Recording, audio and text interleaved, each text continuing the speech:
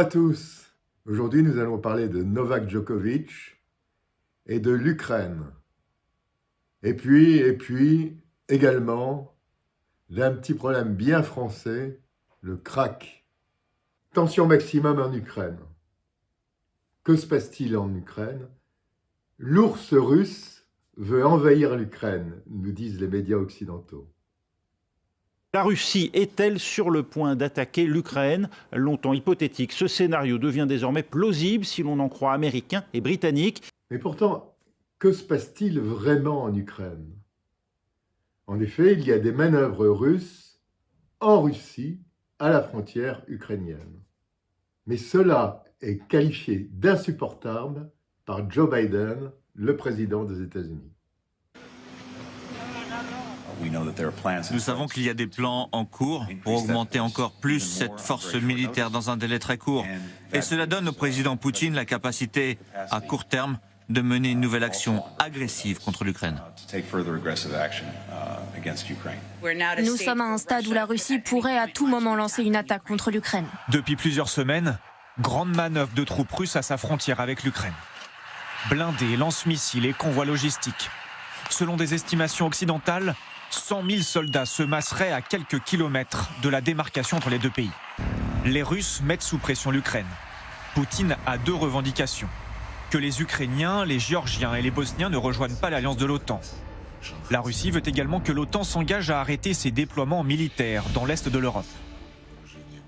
Nous voulons voir leur réponse par écrit, article par article et point par point, à nos demandes. Nous voulons obtenir leur réaction. Ceci leur convient, cela non. Et pourquoi? S'il y a un besoin d'ajouter, de formuler des modifications, donnez-nous des amendements par écrit si vous avez quelque chose à ajouter. Sergueï Lavrov et Antony Blinken doivent se rencontrer à Moscou vendredi. L'ambiance s'annonce tendue, car les États-Unis ont annoncé de nouvelles aides pour la sécurité de l'Ukraine. 200 millions de dollars qui s'ajoutent aux 450 millions de l'année dernière. La nature de ce dernier soutien est top secret. Le président ukrainien Zelensky dit merci. Cette aide démontre non seulement le soutien à notre plan stratégique pour une adhésion de l'Ukraine à l'alliance de l'OTAN, mais le plus important, cette aide augmente le niveau de notre armée et les capacités de notre armée. Les Russes et les Américains s'entendront, ils s'entendront sans problème, puisque les Russes ne veulent qu'une chose en fait, c'est que l'OTAN ne s'installe pas à leur porte, c'est-à-dire en Ukraine. Ils ne veulent pas de missiles à leurs frontières, ce qui est très, très compréhensible. Très compréhensible. Les Russes, comme les Américains, il y a quelques années, pendant la crise de Cuba, refusent que des missiles s'installent à leurs frontières. Bon, parlons de choses plus gaies. Novak Djokovic. Alors Novak, vas-tu venir en France? Nous, on est là, on t'attend, parce que, bon, Roland-Garros, c'est dans 2 mois, 3 mois. Alors, qu'est-ce qui va se passer? Tu vas pas nous faire faux bon, quand même. En tout cas, ce qu'il y a de sûr, c'est que le gouvernement français et l'administration française te refusera tout visa si tu n'es pas vacciné. Peut-être pas de Roland-Garros pour Djoko. La suite de la saison du champion s'annonce compliquée, Sarah Griffon. Roxana Maracineanu, la ministre déléguée au sport, a tenu hier soir à clarifier la situation après la promulgation de la loi sur le pass vaccinal.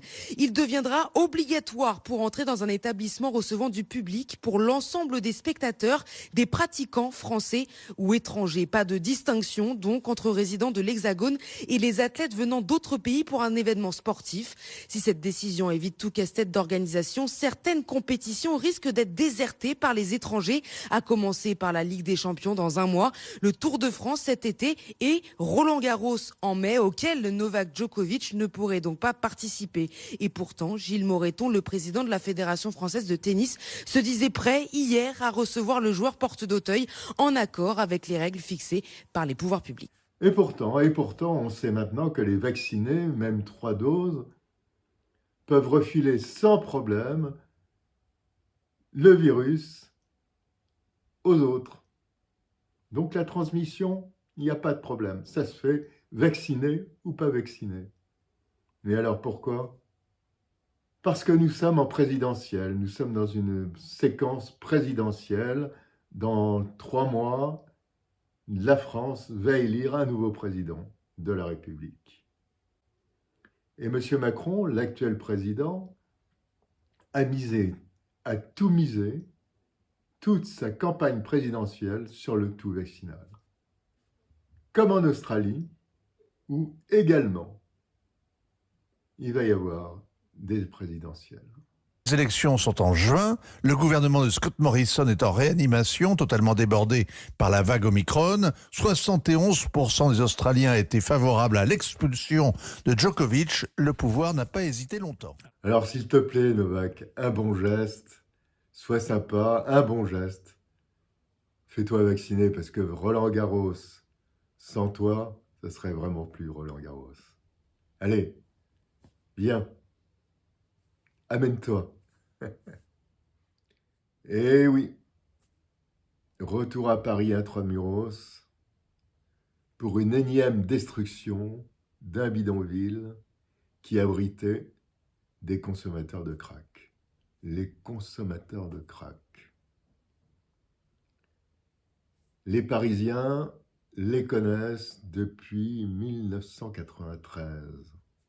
Un supermarché à ciel ouvert. Tous les soirs, dealers, revendeurs, rabatteurs, guetteurs, une fourmilière dans un labyrinthe. 1993. Date où j'ai fait un reportage place Stalingrad, déjà la place Stalingrad, sur ce sujet. En fait, là, l'idée aujourd'hui, c'est pas du tout d'évacuer la population toxicomane. Ils vont revenir avec leurs baluchons, avec leurs affaires, mais on va détruire les abris en dur qu'ils avaient commencé à constituer depuis un mois. Nous assistons à des pouvoirs complètement impuissants en face de cette problématique du crack depuis des dizaines d'années à Paris.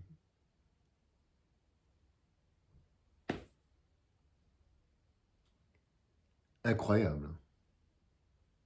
On a quand même, avec cette constitution d'abri en dur, la mise en place à l'intérieur, derrière les baraquements, d'une zone un petit peu de non-droit, avec la reconstitution de salles de consommation, de prostitution, autant d'actes de délinquance sur lesquels les policiers ne peuvent plus intervenir à partir du moment où tout est reconstitué en forme de bidonville.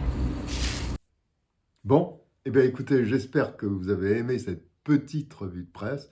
À bientôt sur ma chaîne. N'oubliez pas le pouce et surtout, n'oubliez pas, abonnez-vous et partagez si cela vous a plu. Au revoir.